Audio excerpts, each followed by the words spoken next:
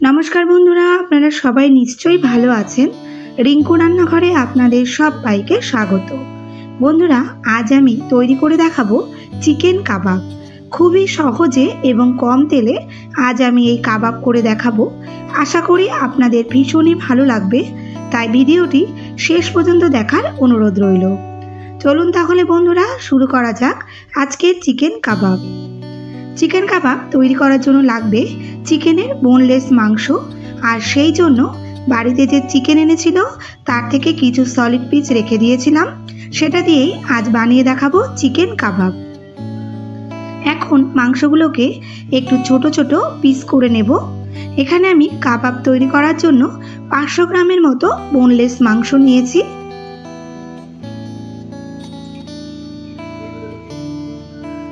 সব মাংসগুলো ছোট ছোট পিস করে নিয়েছি এবং সাথে যে ছোট হাড় ছিল সেগুলো আলাদা করে রেখেছি। এখন এগুলো একটা বাটিতে তুলে নেব।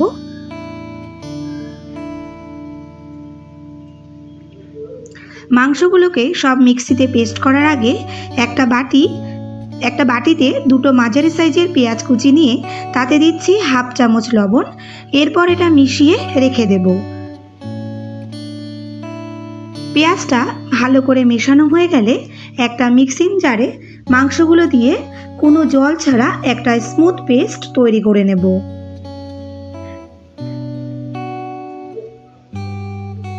দেখুন বন্ধুরা, মাংসগুলো কতটা সুন্দরভাবে পেস্ট হয়ে গেছে। এখন একটা বড় সাইজের বাটিতে মাংসগুলো নিয়ে নেব।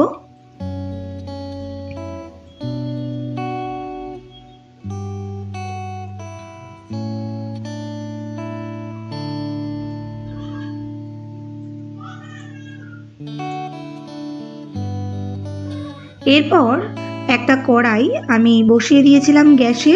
সেটা হালকা গরম হলে আমি দিয়ে দিচ্ছি 4 চা চামচ বেসন। বেসনটা একটু ভেজে নেব। যখন বেসন থেকে সুন্দর একটা গন্ধ বেরোবে তখন এটা নামিয়ে ঠান্ডা করে নেব।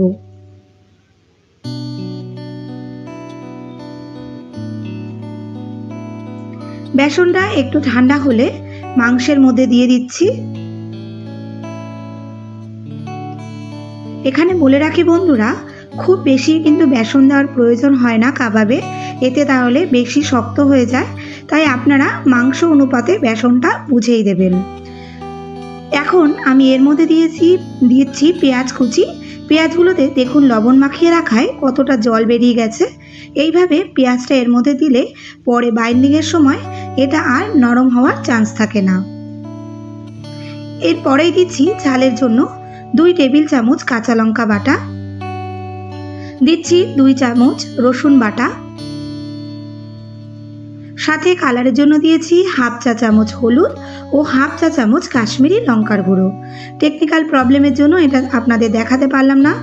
সাথে দিচ্ছি হাফ চা চামচ গোলমরিচ গুঁড়ো, দিয়েছি 1 চা চামচ জিরে ও ধনে গুঁড়ো, আর দিচ্ছি হাফ চা চামচ গরম মশলা গুঁড়ো, আর স্বাদের ব্যালেন্সের জন্য দিচ্ছি সামান্য একটু চিনি। খাওয়ার সময় সুন্দর একটা স্মেলের জন্য দিচ্ছি কিছুটা কারি পাতা। আপনারা চাইলে ধনে পাতা ও পুদিনা পাতাও দিতে পারেন। সব কিছু এখন ভালো করে মেখে নেব। মাখাতে গিয়ে মনে পড়লো বন্ধুরা, লেবুটা দেওয়া হয়নি, তাই সামান্য একটু লেবু রস এর মধ্যে দিয়ে দিচ্ছি।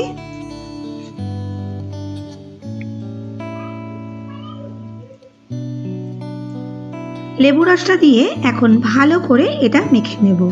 এটা মাখাতে মাখাতে বলি বন্ধুরা, আপনারা যারা আমার রান্নাগুলি দেখেন বা পছন্দ করেন বাট এখনও আমার চ্যানেলটি সাবস্ক্রাইব করেননি, তাদের কাছে আমার রিকোয়েস্ট, এই রকম নিত্য নতুন ভিডিও দেখতে চাইলে আমার চ্যানেলটি সাবস্ক্রাইব করে আমার পাশে থাকবেন এবং পাশে থাকা বেল আইকনটি ক্লিক করে দেবেন, যাতে আমার পরবর্তী ভিডিও নোটিফিকেশনটি আপনার কাছে সবার আগে পৌঁছে যায়। এর সাথে সাথে আমার পুরনো বন্ধুদের আমার পাশে থাকার জন্য জানাই অসংখ্য ধন্যবাদ। ভালো করে মাংসটা মেখে নিয়েছি। এখন আমি হাতের একটু তেল মাখিয়ে নেব। তারপর অল্প অল্প করে নিয়ে গোল গোল আকারে শেপ করে নেব। আপনারা যদি গ্লাভস পরে করেন তবে কিন্তু আর এই তেল দেওয়ার প্রয়োজন পড়ে না। গ্লাভসের ওপরে দিয়েই এটা কিন্তু করতে অনেকটাই সুবিধা হয়। ঠিক যেমনভাবে ভিডিওতে আমি দেখাচ্ছি ঠিক এইভাবে আমি প্রত্যেকটাই করে নেব।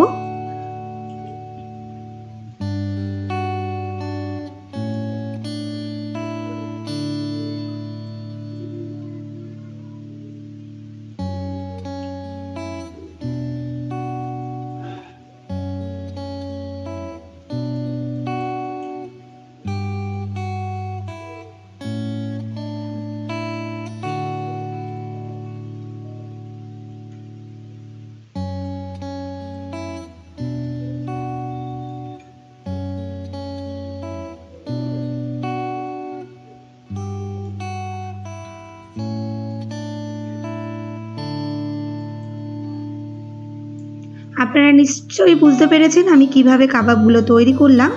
সবগুলো কাবাব তৈরি করে নিয়েছি। এখন গ্যাসে একটা তাওয়া বসিয়ে তাতে দিচ্ছি 2 টেবিল চামচের মতো সাদা তেল। আমি এখানে কিন্তু খুব বেশি তেল দিয়ে এটা করব না। তেল যখন মিডিয়াম গরম হবে তখন গ্যাসের ফ্লেমটা লো টু মিডিয়াম করে আমি কাবাবগুলো একটা একটা করে এর উপরে দিয়ে দেব।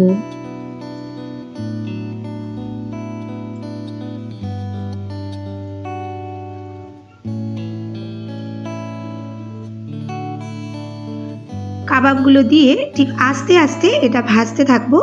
খুব হিটে ভাজবো না, তাতে কাবাবের বাইরেটা পুড়ে গেলেও ভেতরটা কিন্তু কাঁচা থেকে যাবে। তেলটা চারিদিকে ছড়িয়ে দিচ্ছি যাতে সবকটা কাবাবেই তেলটা পরিমাণ মতো লেগে যায়। 10 মিনিট আমি এক পাশে ভেজে এরপর অন্য পাশ ভাজার জন্য উল্টে নিচ্ছি। এরপর অন্য পাশও আমি 10 মিনিটের মতো ভেজে নেব। তারপর কাবাবগুলো একটু লাল লাল করার জন্য আরও 5 মিনিট ভেজে নেব, তবে সেই সময় গ্যাসের ফ্লেমটা একটু হাই করে দেব।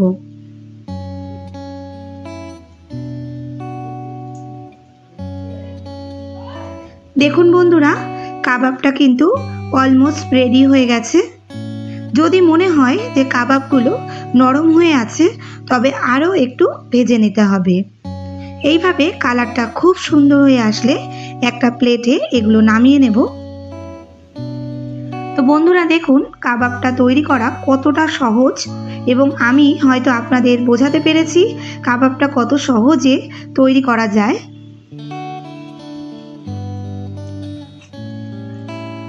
এরপর ওই একই তেলে বাকি কাবাবগুলো ভেজে নেব।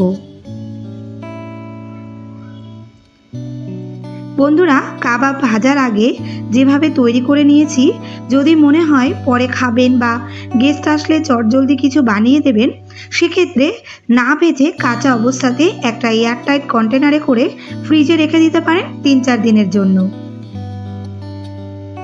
সব কাবাবগুলো বেশ উল্টে পাল্টে ভেজে নিয়েছি।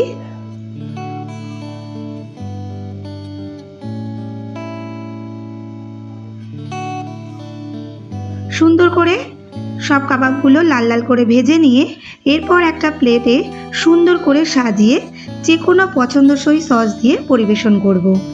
যে কোনো বৃষ্টির দিনে এটা বিকেলের জলখাবার হিসেবে কিন্তু ভীষণই মজাদার একটা খাবার। আশা করি আপনাদের আমার আজকের চিকেন কাবাব ভীষণই ভালো লেগেছে। ভালো লাগলে একটা লাইক করার অনুরোধ রইল, সাথে শেয়ার ও কমেন্ট করতে কিন্তু একদমই ভুলবেন না। এখন তাহলে আসি বন্ধুরা, আপনারা সবাই ভালো থাকবেন, সুস্থ থাকবেন। দেখা হচ্ছে খুব শীঘ্রই।